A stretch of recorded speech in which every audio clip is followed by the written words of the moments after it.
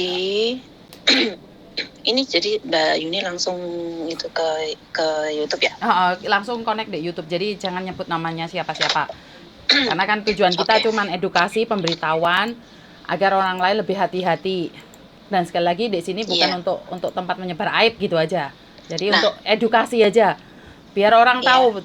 Kan kadang-kadang ada anak-anak tuh nyepelekan ngubungi majikan yang lama. Ada anak yang nyepelekan punya geng overstay merasa bangga. Kan kita cuman ngasih tahu jangan sampai yang lainnya sama gitu Iya. aja. Benar. Gimana menurut Jadi mereka cerita itu sampean? nggak gini. Sekarang kan banyak itu anak overstay itu di daerah Yulong ini banyak sekali. Apalagi mereka itu larinya ke company-company kayak gitu tuh. Kerjanya nyari-nyari di company-company kayak gitu yang di dalam-dalam kayak itu. Yang di daerah Pathyong sana yang police station Pathyong itu masuk itu kan banyak tuh company-company banyaklah company-company kayak gitu ya. Yang potong-potong AC, potong-potong mobil kayak gitu tuh. Banyak sekali. Mereka itu masuk ke daerah situ tuh nyari kerjaan. Kayak gitu. Pertama sih aku ya kaget ya. Wah, ternyata banyak ya kayak gitu. Terus aku gini. Tapi mereka itu kayak gimana ya? Kayak nggak ada rasa takut, kayak sedikit pun tuh nggak ada rasa takut kayak gitu loh. Bukan cuma 1-2 loh, banyak sekali loh. Tapi kalau anak-anak kayak gitu tuh aku mau tanya nih ya. Mereka itu nanti seandainya suatu hari ketangkep kayak gitu. Mereka ketangkep terus mereka masih tetap bisa tinggal di sini sambil paper kan? Dengan kayak gitu, menurut saya lo ya, dengan kayak gitu, pemerintah Hong Kong kayak gitu, ini kasus kayak gini nih bertambah banyak. Ini bukan pembelajaran kayak gitu loh. Kalau habis OS ketangkep, masuk penjara mungkin 1 bulan, 2 bulan, terus habis itu keluar ambil paper, itu bukan pembelajaran. Karena kalau kasusnya kayak gitu, paling masuk penjara cuma 1 bulan, 2 bulan kayak gitu loh. Ngerti nggak maksud tuh? Banyak loh kasusnya kayak banyak sekali loh. Aku tahu mereka itu siapa, aku tahu. Samen intinya tidak setuju dengan apa yang dilakukan dengan pemerintahan Hong Kong di mana anak overstay dijadikan dengan paper. Saya kasih alasan yang dimana saya tahu saja ya, karena kan juga bukan porsi saya sebenarnya membicarakan tentang anak overstay ini. Sekali lagi, anak overstay menjadi paperan itu karena Hong Kong melindungi manusia. Jadi di sini berbicara tentang hak asasi manusia, di mana mereka meng-apply jadi suaka. Pertanyaannya sampean paham nggak tentang suaka itu? I understand. Jadi suaka mereka itu bisa dibilang mereka menggadaikan negaranya sendiri untuk tinggal di Hong Kong. Dan mereka akan suatu saat keluar dari sini. Saya tidak tahu. Nah, kalau saya pribadi bukan masalahnya pada Hong Kongnya. Sebenarnya masalahnya pada orangnya. Karena mereka betul. Kenapa? Karena mereka punya alasan untuk bisa tinggal di Hong Kong sini, Mbak. Jadi ada alasannya. Jadi di mana alasannya mau dibunuh sama keluarga lah, mau ini, mau itu. Jadi mereka bisa tinggal di Hong Kong gitu loh. Jadi alasannya kenapa? Karena mereka pingin tinggal di Hong Kong. Mereka itu memberikan alasan bahwa mereka dibunuh lah, di apa gitu. Jadi otomatis negara kan melindungi, Mbak. Pokoknya hidupnya bahaya di negara Indonesia sendiri. Betul. Istilahnya menjelek-jelekan negara Indonesia, negara kita sendiri kayak gitu. Betul. Makanya saya nggak setuju kayak gitu tuh. Nanti suatu hari pun kalian juga pulang ke Indonesia, ya nggak? Betul. Maka dari itu sebenarnya saya pribadi lebih mendidik pada mbak-mbaknya aja. Kenapa? Karena sekali lagi itu terorganisasi gitu loh, Mbak. Ada orang yang menyuruh anak-anak itu untuk overstay dan banyak anak yang tergiur. Sebenarnya mereka sendiri tergiur sama teman-temannya mereka yang pergaulannya memang jadi overstay wes enak kayak gitu tuh. Iya, makanya itu kan dengar kabar kan beberapa hari yang lalu kasusnya ya sekarang ya. Itu yang overstay itu anak-anak baru-baru loh. Only 2 years, 1 years. Itu 1 years itu masih baru potongan loh ya. 2 years. Anak yang baru-baru kayak gitu loh. Dan banyak sekali dan loh. sampean perlu tahu, aku barusan kehilangan anakku 3 anak. Dalam waktu 1 hari, 1 majikan, 3 anak kabur. Kehilangan anakku 3 loh, Mbak. Ya di sini nih itu pasti mereka larinya kayak anak-anak kayak gitu ya, larinya ya daerah Yunlong, Samsuipo, or Mongkok. Tapi isu yang terdengar dari saya itu katanya Wancai. Wancai ada, tapi lebih banyak itu daerah Yunlong. Saya tahu lingkarannya saya tahu anak-anak kayak gitu tempatnya di mana itu saya tahu. Tempatnya itu di pinggir-pinggir kayak gitu, di apa namanya, desa-desa yang terpencil kayak gitu tuh. Kan tuh banyak penyediaan rumah-rumah tuh. Tapi mereka itu otomatis itu tinggal sama cowok bukan cuman mencari perlindungan. Kalau kamu overstay, saya harus tinggal sama cowok India, Bangladesh, Pakistan, mungkin black man, mungkin juga sama-sama Indonesia juga. Banyak kayak gitu. Jadi mereka itu bukannya hidup sendiri sama cewek-cewek, enggak. Pasti sama cowok. Oke. Jadi intinya gini Mbak ya. Kalau saya pribadi selama tidak merugikan kita tidak apa-apa. Tapi kan takutnya mereka sakit, terus merugikan diri sendiri. Kemarin kan ada beberapa anak yang ditangkap karena overstay, kerja di restoran, penjual narkoba, akhirnya jadi ayam, jadi rayap. Kebanyakan jadi ayam. Kebanyakan jadi ayam. Daerah sini ya. Bukan cuma daerah sini sih, banyak itu jadi ayam. Maybe 200, 300 kayak gitu. Oke. Dengan harga yang sudah dipatok. Dan pertanyaan saya, apakah sampai dirugikan dengan adanya anak OS ini? Yes. Kenapa? Masalahnya di mana? Ini kemarin masalahnya saya ini kenapa saya selalu DM Mbak Yuni ya. Kemarin ini saya saya di Hongkong sudah 15 tahun, saya saya nggak mau kayak gitu nggak mau. Saya tetap majikan kayak gitu. Karena saya di sini kerja, saya tahu posisi saya di sini apa kayak gitu. Kita punya cowok kayak gitu. Terus habis itu, lagi nih ceritanya saya punya cowok nih. Saya sama cowok saya ini udah lama banget. Tapi saya nggak tahu ternyata itu cowok saya sama ini anak OS ini mereka itu ternyata kumpul ke bola. Saya TKW, saya di rumah majikan, saya kan nggak tahu. Tapi ternyata si OS ini istilah itu ngojok-ngojoki cowok saya itu biar mau sama dia, terus nyewain rumah buat dia, sampai segitunya, sampai berani bohong kayak gitu loh. Terus nyewain rumah buat dia. Mungkin pikirannya si cewek ini cowok saya itu punya KTP. Sebenarnya dia itu bukan KTP. Memang dia berduit, tapi dia bukan KTP kayak gitu. Tapi itu si cewek itu tahu saya. Teman terus kamu? Habis itu ini masalah ini, pengkhianatan kayak gitu loh. Teman kamu? Terus dia ini it's okay kamu tetap sama cewekmu, habis sama kan kalau malam tuh tidur sama si itu si OS. Terus habis itu setiap hari itu aku nggak tahu loh ya, aku baru tahu ini beberapa minggu ini kayak gitu. Terus kamu bisa tetap ketemu sama cewekmu kok kayak gitu. Jadi saya itu merasa dibohongi sekali dengan kejadian seperti ini. Saya kayak ditusuk dari belakang kayak gitu loh. Otomatis sakit hati pasti, dendam pasti.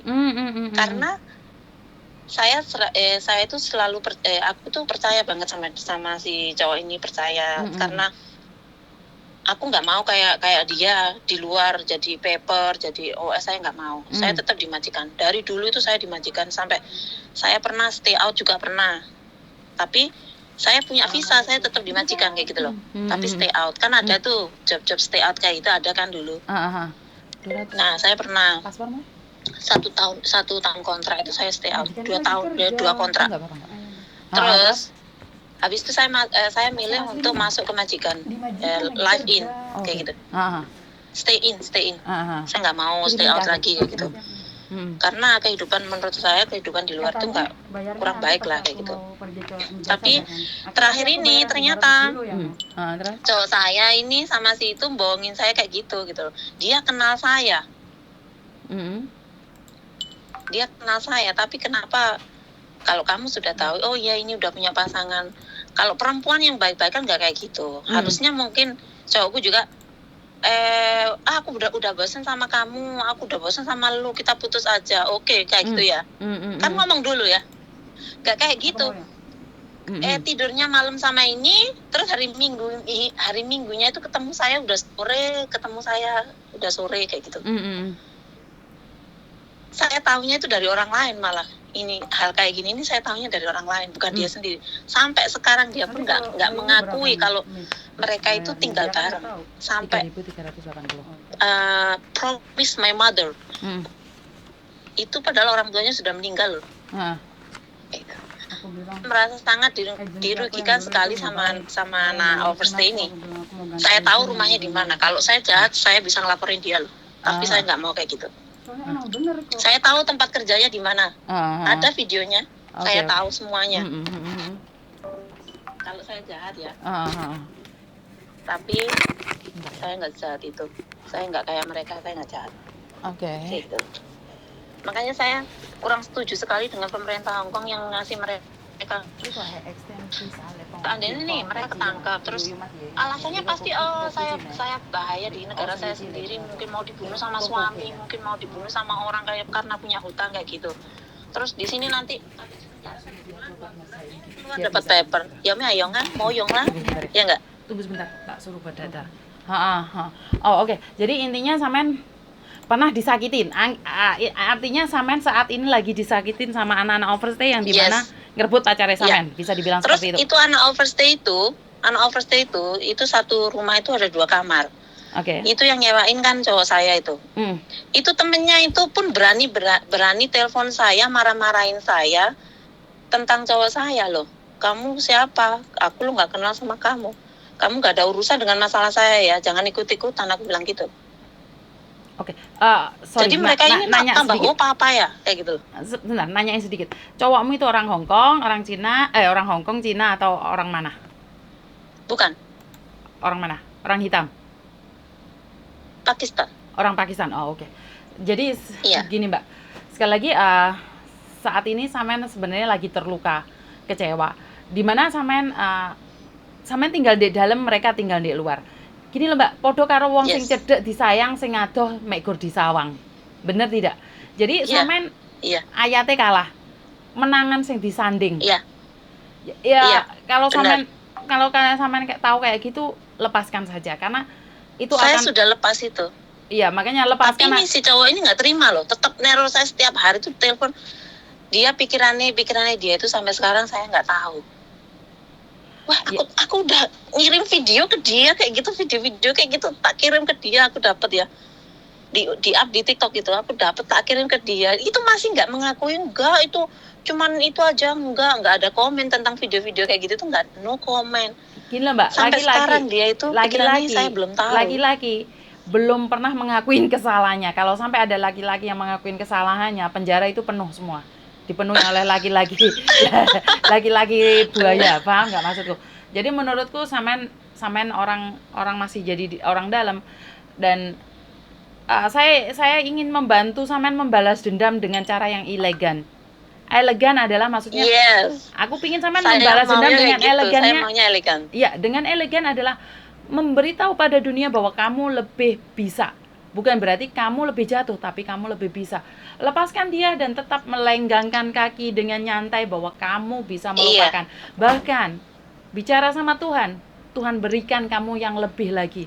Siapa tahu kamu dapat orang Hong Kong yang punya KTP sini, nikah, terus kamu punya jadi nyonya besar Hong Kong. Kita tidak tahu. Dengan sebuah cerita itu sekarang kita lagi proses. Tahu. Makanya ada kan orang yang mau kan aku ini sebenarnya orang ini udah 2 tahun lebih kenal saya, tapi terus terang saya tidak punya hubungan spesial sama dia kayak gitu. Terus aku ngomong, cowokku itu lo ternyata kayak gini. Kamu mau cari Hong Kong ID? Terus aku langsung iya kayak gitu. Aku langsung disuruh ngurus surat-surat dari Indonesia itu loh. Makanya. Langsung sekarang. Makanya. Ini lagi proses. Makanya. Sekali lagi aku bilang sama sampean, balas dendam dengan secara elegan. Dimana sampean nggak perlu sakit hati dan jangan pernah membalas dendam dengan menjatuhkan orang lain. Saat kita menjatuhkan orang lain, sebenarnya kita menjatuhkan diri kita sendiri. Dengan begini sampean berdiri tegar. Ya lepaskan salah.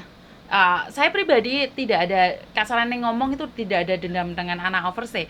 Cuman kan kasihan kalau mereka sampai sakit. Itu loh yang saya pertanyakan adalah kalau sakit. Kalau nggak sakit nggak masalah. Kalau sudah sakit, ya kan? Maya, bisa lihat dokter Mbak, tetap. Maksudnya adalah prosesnya itu loh, karena mereka ditanggung oleh negara. Hong Kong tetap menanggung mereka. Tapi masalahnya kalau mereka tidak pernah hubungan sama keluarga yang ada di Indonesia. Ingat kan beberapa anak yang sudah meninggal dengan nama palsu, dengan data palsu, akhirnya overstay di sini.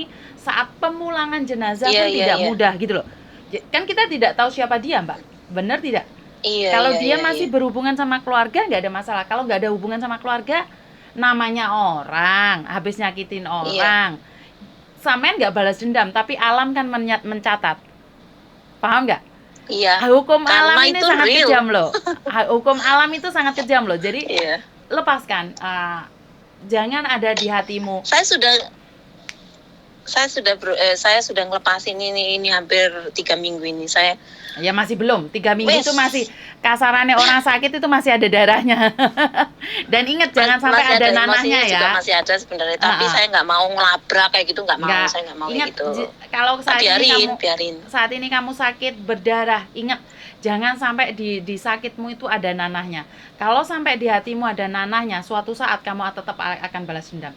Tapi saat hatimu sakit, kamu obati pelan-pelan dan berkat Tuhan itu mengalir atas kamu, percaya deh, serahkan sama hukum alam. Wes, intinya Karma Yanti sama Karma Yanto masih ada. Oke? Wes, lepaskan aja. Terima kasih Mbak Yuni. Terus ini mungkin Mbak Yuni mau ngasih saran-saran ke anak-anak yang US kayak gitu. Gimana sarannya? Saya pribadi karena itu hidup adalah pilihan. Saya tidak bisa memberikan saran pada orang yang pingin melangkah keluar. Saya juga tidak bisa menghalangi orang yang pingin jadi OS. Cuman saya berpesan, kenapa harus memilih jalan seperti itu? Kenapa? Sekali kalau nggak tahu, bagaimana kalau kedua kali, ketiga kali? Kalau kamu hidup di luar pun harus hati-hati, karena kesehatan kita itu tidak tahu. Orang yang sehat aja bisa sakit. Sekarang kan banyak tuh orang-orang sakit yang tidak ada yang tahu sebenarnya Mbak. Pesan saya, kalau kamu hidup di luar sana, 1, jangan pernah merusak kehidupan orang lain. Kedua, jangan merusak diri sendiri. Ketiga, jangan menjatuhkan harkat dan martabat sendiri. Itu aja. Kalau yang lainnya saya tidak ada masalah, karena itu hak asasi manusia dan kalian berhak mencari kehidupan yang lebih. Bukan saya cemburu kalian hidup di luar lebih kaya dari saya, tidak. Yang saya takutkan adalah apes gak semayan, itu aja. Apes gak semayan, bener tidak? Apes tidak semayan. Dan buat sampean yang sudah tersakitin, ikhlaskan, Tuhan pasti memberi yang lebih baik lagi buat sampean. Ada rencana Tuhan yang belum kamu ketahui. Dan ingat, rencana Tuhan tidak akan pernah turun ke kamu selagi hatimu masih belum bersih, Mbak. Ingat kata-kata saya. Jadi begitu juga sama dengan pesawat helikopter, Mbak. Pesawat helikopter itu tidak akan landas selagi tempat landasannya itu tidak benar, tidak tepat. Begitu juga dengan rezeki sampean. Rezeki itu tidak akan turun ke kamu selagi hati kamu masih kotor. Ingat, hati kotor hanya kamu yang tahu, aku tidak tahu. Sampean bilang sudah melepaskan, tapi sampean belum melepaskan. Dan jangan pernah melaporkan apapun. Maksud saya adalah jangan melaporkan apapun ya. Kalau pencurian, pemerkosaan itu harus lapor. Maksudku, temannya kerja dilaporin itu sebaiknya jangan ya. Karena saya dan Anda adalah orang Indonesia. Biarkan hukum karma yang berlaku. Hukum alam itu sangat kejam. Jangan sampean yang membalas. Biarkan alam yang membalas. Ngerti? Oke. Jangan pernah melakukan apapun. Kalau itu ada di hatimu, ingat kata-kataku. Rezekimu nggak akan turun ke kamu selagi kamu masih punya rasa sakit. Wes, percaya omong aku. Yang penting ikhlas, lepaskan aja. Jangan pernah ada dendam. Oke? Terima kasih sayang. Terima kasih Mbak Yuni sarannya. Oke, bye-bye. Terima kasih. Bye-bye. Saya pribadi tidak menyalahkan mbaknya ini ya, namanya percintaan, putus terus kecewa itu wajar. Jangankan dia, saya sendiri mungkin pakai pedang naga puspa. Tapi ya sekali lagi balas dendam dengan elegan, membuktikan pada diri sendiri harus sukses. Dan buat kalian semua sing dendam-dendaman, lepaskanlah. Rezeki gak akan datang. Oke, terima kasih.